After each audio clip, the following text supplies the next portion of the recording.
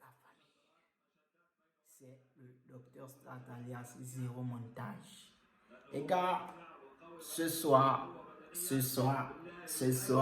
on vient à peine d'assister au Classico Real Barça.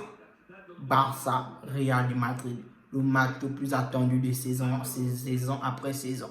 Le match le plus important en Espagne. Plus connu sous le nom du Classico. Yo, les gars, sans plus tarder, on s'abonne, on active la cloche de notification, c'est votre docteur Stat. Je vais vous débriefer le match. Le Real de Madrid qui s'impose au Camp Nou 2-1 avec un but de Alaba, Vasquez et du côté du FC Barcelone, la couille d'Aguero. Bon les gars, sans plus tarder, nous allons passer au débrief du match. Ce sera rapide parce qu'il n'y avait vraiment pas grand chose à dire. On ne va pas dire que c'était un classico pauvre, mais c'était un classico, bon, pas moyen, mais intéressant. Par rapport à ce qu'on voit sur ces dernières années, c'était un classico intéressant. Sans Messi, sans Cristiano Ronaldo, une première depuis combien d'années, je ne sais. Ok, bon, parlons d'abord, sans plus tarder, je vais vous donner les statistiques du match parce que ça va aller vraiment très vite, ça va aller très vite. Ok, allons-y sur les stats du match. Désolé, je suis un peu grippé. Ok, on arrive à la possession, comme vous vous en doutez, elle était en faveur du Barça, mais c'était pas le grand Barça, c'est pas le Barça des grandes dernières années. Donc la position, ne vous attendez pas un truc à 70 comme 70 du côté du Barça et 30 du côté du Real de Madrid. Non, ça peine 52 et 48 du côté du Real de Madrid. Donc c'est un match plutôt intéressant, équilibré. Donc quand on arrive au niveau des tirs, tu as 12 tirs du côté du Barça et 10 tirs du côté du Real et tirs cadrés. Tu as 10 tirs cadrés du côté du Barça et 5 tirs cadrés du côté du Real. Bon, comme vous voyez, ça vous dit que Barcelone a tiré 10 fois. Mais c'était des frappes, au fait, on va dire qu'on dirait des frappes inoffensives, comme on a eu ce soir un Barça très inoffensif. Sur les dernières rencontres du FC Barcelone, on a vu que le FC Barcelone s'est résumé à Memphis Depay.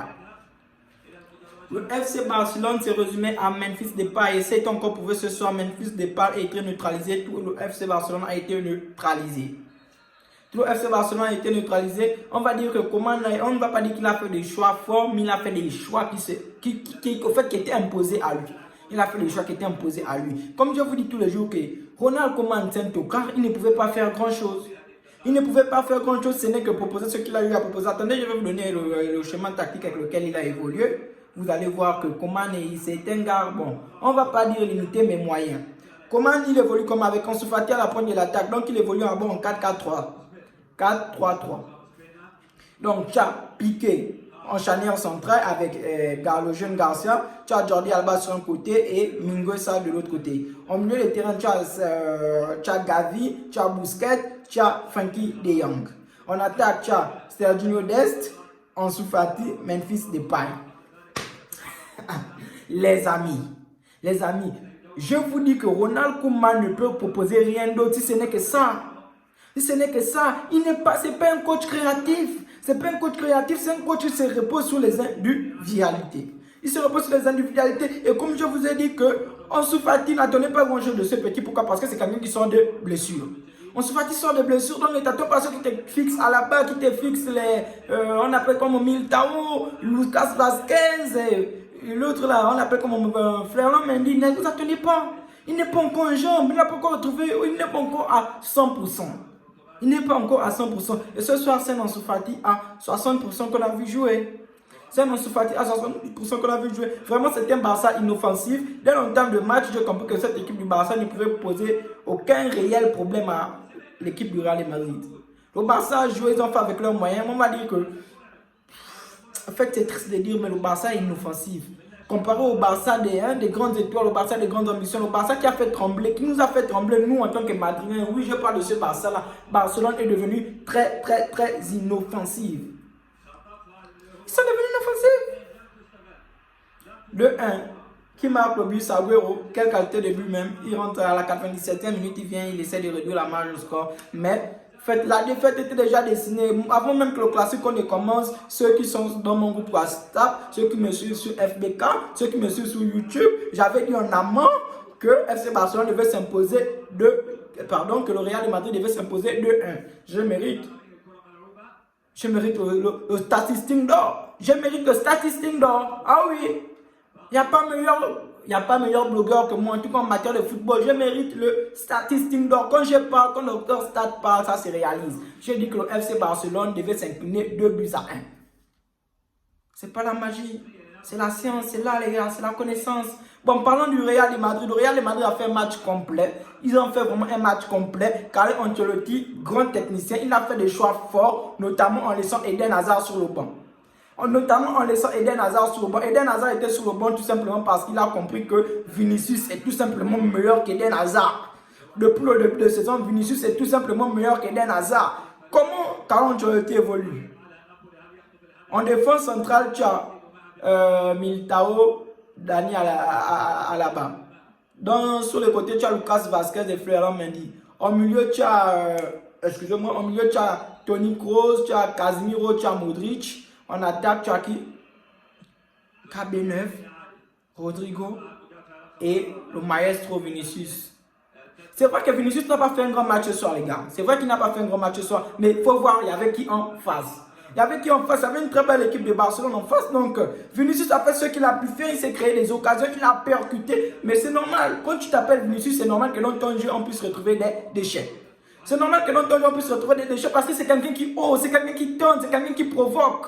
Donc, Vinicius, il n'a pas fait un grand match, mais il est sur la lancée de ses matchs. Il est sur la traçabilité de ses derniers matchs. Donc, Vinicius, c'est un petit prometteur, c'est un petit qui a de l'avenir, c'est quelqu'un qui, en fait, c'est quelqu'un qui reste sur le football, c'est un grand de demain. Et je sais qu'avec le temps, Hazard finira par partir du Real de Madrid parce qu'il se rendra compte que Vinicius a tout pris. Il se rendra compte que Vinicius a tout pris. Et parlons un peu de la performance de Rodrigo. Une passe décisive pour Dani Alaba qui est agent, contrôle, frappe en pleine lucarne. Bon! Rodrigo, c'est aussi un jeune, il a aussi fait ce match, il est venu là. En fait, ce petit Brésilien là, Vinicius Rodrigo, normalement, ça doit être ça. Rodrigo, maintenant, il s'appelle comment le gars qui aime jouer au golf, la gars, au bord de touche. Et Eden Hazard, le bon Jordan Burger, le bord de touche. Mais Vinicius KB9 Rodrigo, ça promet. C'est un jeune homme de l'avenir. Parle aussi de l'entrée de Camavinga, il est rentré, il essaie de faire ce qu'il a pu faire. C'est vraiment bon. Valverde, c'est bon, c'est excellent. Modric, qui essaie d'animer au milieu des terrains, c'est excellent. En fait, il n'y a rien à dire sur la prestation du Real de Madrid, c'est qu'ils ont été bons. Ils n'ont pas été excellents, ils ont été bons. Ils ont accompli, ils ont fait le taf. Le boulot a été fait. Et c'était intéressant, notamment les transitions entre le milieu et l'attaque, la cohérence entre les défenseurs et le milieu défensif qui n'est plus d'autre que Casemiro. C'était vraiment intéressant. C'était du très bon Real de Madrid. Vraiment, moi, j'ai été servi dans cette rencontre. C'était vraiment encourageant ce que le Real a eu à faire ce soir. C'est un Real qui sait se gérer, qui sait en fait où sont les objectifs. Lors d'un match, ils savent où sont les objectifs. Ils ne s'emballent pas, ça n'est pas à gauche, ça n'est pas à droite. Ce sont des gars intéressants à voir jouer. Notamment qu'ils ont un coach qui sait où emmener son équipe. C'est pas les... C'est même quoi ça. Donc les gars, sur ce on s'écarte et on va rappeler tout simplement que Vinicius a fait son match. Karim Benzema, comme toujours, il a pesé sur la défense du Barcelone. Au milieu des terrains, les milieux se sont respectés, les défenseurs se sont respectés, même s'ils ont encaissé un but à la fin, mais l'équipe du coup n'a pas euro. Côté Barcelone, c'est vraiment très poussif, c'est moyen. Je les ai trouvés très inoffensifs face à cette équipe du Real de Madrid. Donc, le Real a mérité sa victoire. C'est pas ce que Busquets dit en conférence de presse qu'il n'aurait pas dû perdre. Mais le Real a tout simplement mérité sa victoire. Donc, sur ce, la famille, on s'écarte. On n'oublie pas de s'abonner, on active la cloche de notification. C'est le docteur Stat, la famille Rikers, on est ensemble. Kadja!